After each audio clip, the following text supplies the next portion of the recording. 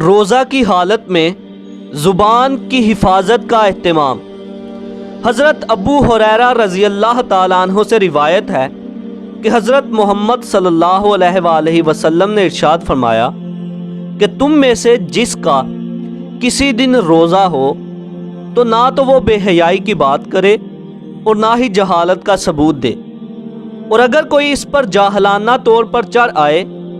تو اسے یہ جواب دے کہ میں آج روزہ دار ہوں۔ اسی طرح ایک اور روایت میں حضرت انس رضی اللہ تعالیٰ عنہ فرماتے ہیں کہ حضرت محمد صلی اللہ علیہ وآلہ وسلم نے ارشاد فرمایا، جو شخص لوگوں کے گوشت کھاتا رہا یعنی غیبت کرتا رہا، اس نے گویا روزہ ہی نہیں رکھا۔ اللہ پاک مجھے آپ کو روزے کی حالت میں اپنی زبان کی حفاظت کرنے کی توفیق عطا فرمائے، آمین۔